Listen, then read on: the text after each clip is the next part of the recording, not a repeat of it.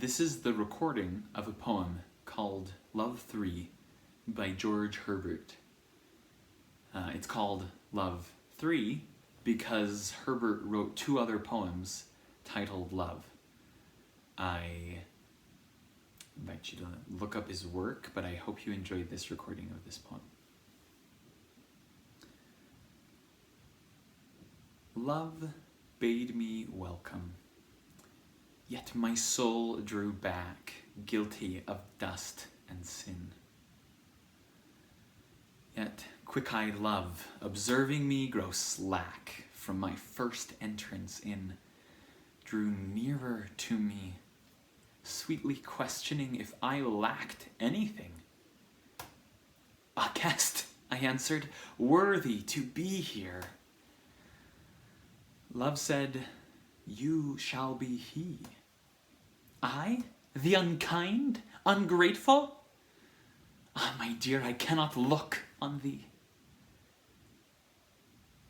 Love took my hand and smiling did reply, who made the eyes but I?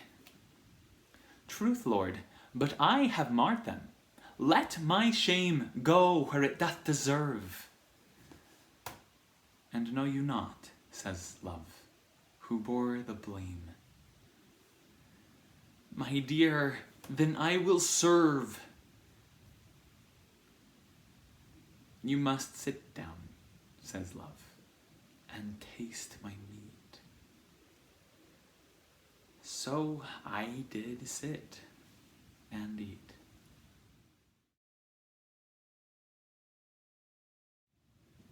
Okay, this is my geek out.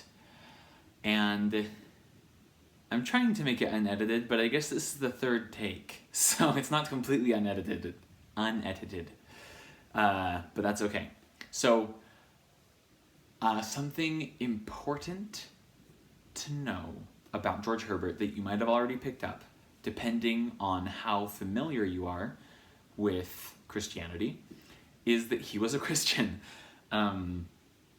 His world, well, I can't speak much to his worldview because I don't know much more than some of his poetry, but his poetry was almost all a meditation on his own relationship to God, or perhaps the nature of God and the nature of different theological concepts. He has all sorts of poems. In fact, I have a book of a bunch of them right here.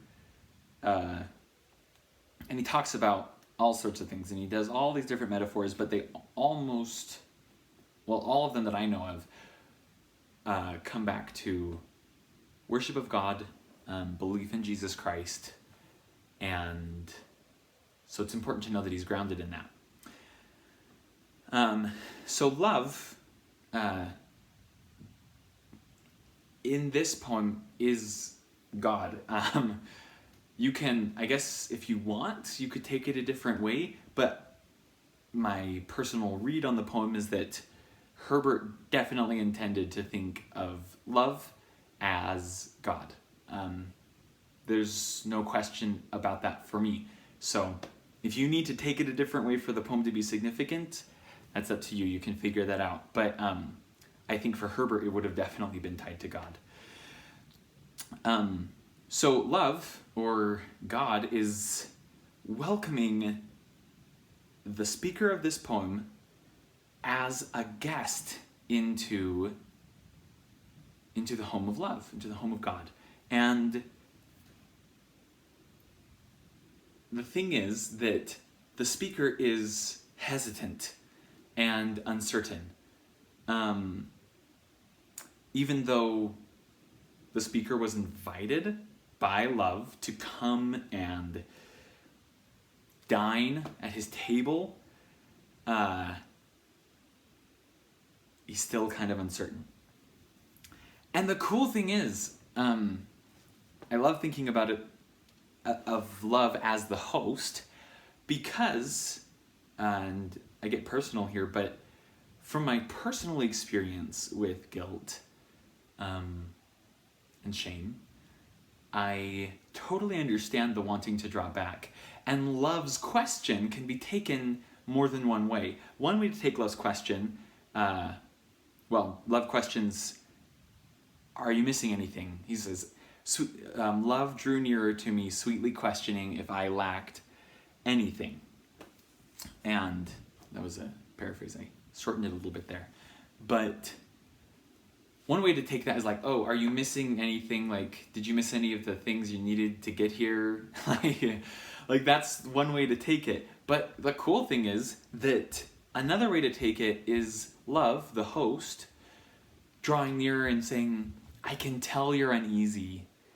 Can I get you some water? Is the food cold? As it were. Love, instead of drawing near and saying, what are you missing to be here? Love draws near as the host and says, what are you missing to be comfortable in my presence? And so, or what are you lacking? And then, of course, the guest insistently says, well, I'm missing, I don't have a guest who's worthy to be here. And, love insists, of course, that the speaker, who's apparently a male, which makes sense, since Herbert wrote the poem, but it's not necessary. But anyways, so he says, you shall be he. So love, talking to the speaker, says, you shall be he. And makes clear, to me at least, that the question really was, what are you missing to be comfortable? And of course, the person took it as not, what are you missing to be comfortable? Although you could take it that way, but like, I am missing everything. I don't have anything that qualifies me to be here. I'm just not worthy. I'm guilty of dust. I'm guilty of sin. I can't even look at you. Now, there's this other cool thing where love is arguing with the speaker. They're bantering back and forth. It's like, what are you missing? Well, I guess worthy to be here. Love's like, well, that'll be you. And, and then he's like, but I can't even look at you. And he's like, well, I made your eyes. Again, so making it even more clear that love is also God, since Herbert puts the creative power in love's hands. And then he says, well, but I marred my eyes. I undid your creation. I don't know. The speaker is fighting love on this point. Love saying, you're here and you are worthy to be here. And the speaker says, no, I am not. Let my shame go where it doth deserve. And it's kind of cool because at the end of this argument, love's last true argument is like, well, don't you know who bore the blame? And again, we have the Christology of the poem, Jesus Christ bearing and atoning for sin is obvious, is pretty clear there. And then the speaker's like, well, okay, if you bore the blame, then at the very least, let me serve you. So love invited the speaker in to be served by the host, which by love. And the speaker not only isn't comfortable being there, but now, even after he recognizes, okay, maybe I can be here, he sees himself in an inferior capacity to love, and he's like, well, okay, if you paid the price for me to be here, let me serve you. Let's switch this around. I want to be the host. I want to make you comfortable here. You need to sit down and relax. Those sorts of ideas. And again, I think it echoes from Jesus's interaction with Peter when Jesus goes to wash his feet and Peter's like, no way. and then Jesus is like, well, if you don't let me wash your feet, you cannot be saved. and I'm paraphrasing there. I didn't look it up before I did this. So, and then Peter's like, well, okay, wash me. But we can see that discomfort, the discomfort that, like, the feeling that love is above the speaker of the poem. The speaker of the poem feels like their relationship is such that either he shouldn't be invited or he should be serving love. The love inviting the speaker in, love insisting that he's a worthwhile and worthy guest, and as we'll see, love feeding the speaker. That all makes the speaker very uncomfortable. Then something really fascinating happens. The argument stops. Love, instead of trying to reason, simply gives a command. So the arguments all end. The power to resist, like, love just hasn't given him another argument. There's been arguments the whole time, but now love is just saying, you must sit down and taste my meat. And the speaker does. So I did sit and eat. So it's interesting that all of love's arguments, as it were, come to naught. The speaker is unconvinced by everything that love argues. But then love's insistence, love's invitation is still there. You must sit down and taste my meat. And I think, well, to be frank, I do believe in God.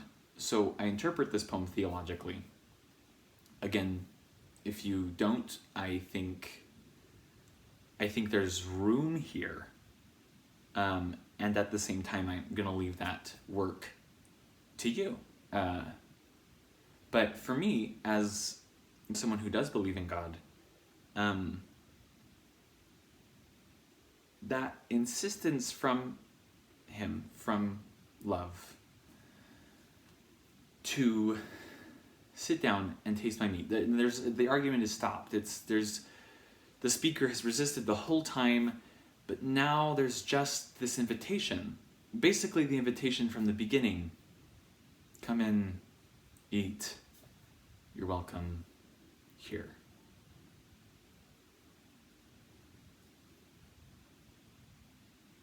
It's an invitation I feel is real.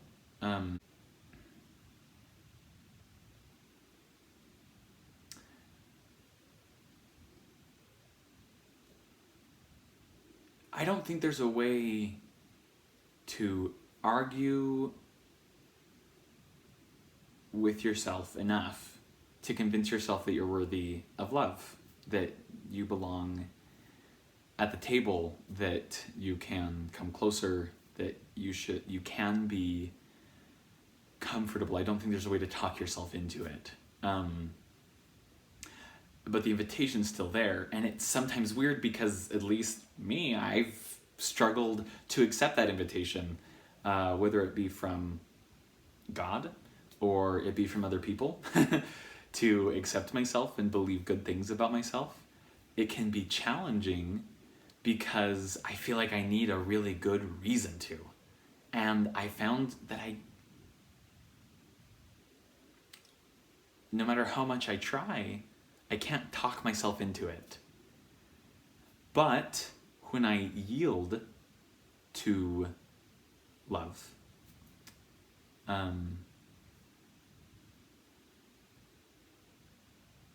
there it is. When I yield to love,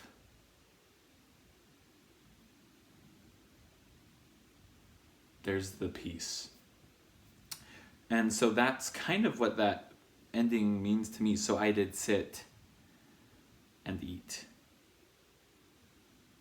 I yielded. And I didn't talk myself into it.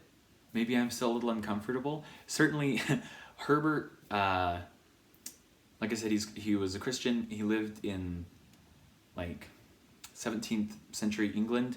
He was probably dealing a little bit there with irresistible grace. I don't know what his specific beliefs on it were, but basically the idea that ultimately God's grace cannot be resisted,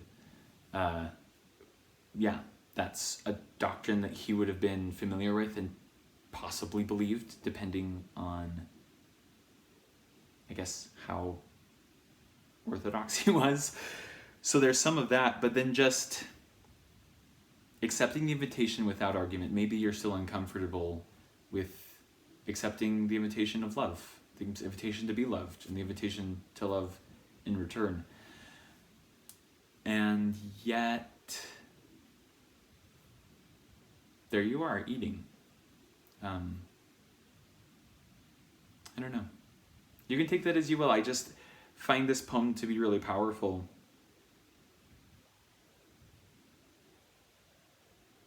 Because it kind of ends the argument in me.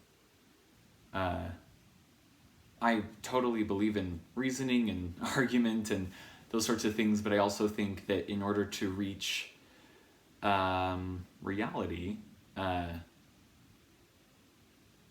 in order to just see the world and enjoy being in it and be alive and be okay with that, you're also going to have to drop the argument, because there's sometimes hard to find a reason to be here, except for that you are.